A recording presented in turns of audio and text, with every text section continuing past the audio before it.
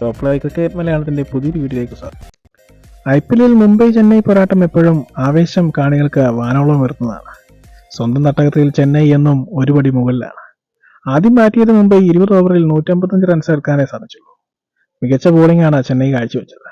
120 പന്തിൽ 156 എന്നത് ഒരു മികച്ച സ്കോർ ആയിരുന്നില്ല.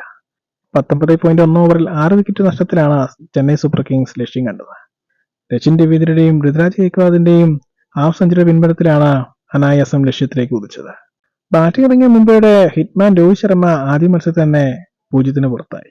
IPL ഏറ്റവും കൂടുതൽ തവണ 0 പുറത്തായ താരത്തിന്റെ ലിസ്റ്റിൽ രോഹിത് ശർമ്മയും ഇടം പിടിച്ചു. താരത്തിനൊപ്പമുള്ളത് ഗ്ലെൻ മാക്സ്വെല്ലും ദിനേശ് കാർത്തികുമാണ്. ഈ മത്സരത്തിൽ എടുത്തു പറയേണ്ടത് മഹേന്ദ്ര സിംഗ് ധോണിയുടെ കിടിലൻ സ്റ്റംപിംഗ് ആണ്. മിന്നൽ വേഗത്തിലാണ് താരം സ്റ്റംപ് ചെയ്തത്. 0.12 സെക്കൻഡ് കൊണ്ട് താരം സ്റ്റംപിംഗ് നടത്തി കഴിഞ്ഞു. സൂര്യകുമാർ യാദവ് ചിന്തിക്കുന്നതിന് മുമ്പ് തന്നെ ധോണി സ്റ്റംപിംഗ് നടത്തി കഴിഞ്ഞിരുന്നു. ഇതൊക്കെ ഈ കളിയിൽ സംഭവിച്ചെങ്കിലും എല്ലാവരും ഞെട്ടിച്ചത് മലയാളി താരമായ വിഘ്നേഷ് പുത്തൂറാണ്. ചെന്നൈ അനായാസം ലക്ഷ്യത്തിലേക്ക് കുതിച്ചുകൊണ്ടിരുന്ന സമയത്താണ് സൂര്യകുമാർ യാദവ് വിഘ്നേഷിനെ പന്തേൽപ്പിച്ചത്.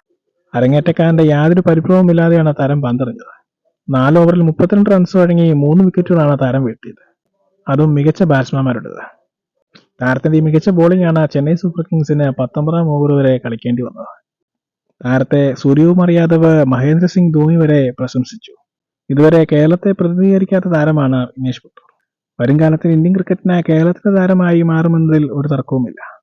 മുംബൈ ഇന്ത്യൻസ് IPL ആദ്യ മത്സരത്തിൽ തോറ്റാണ് തുടങ്ങാറെന്നാണ് മുംബൈ ആരാധകർ പറയുന്നത്. അതുകൊണ്ട് തന്നെ വരും മത്സരത്തിൽ മുംബൈ മികച്ച പ്രകടനം കാഴ്ചവെക്കുമെന്ന് തന്നെ പറയാം.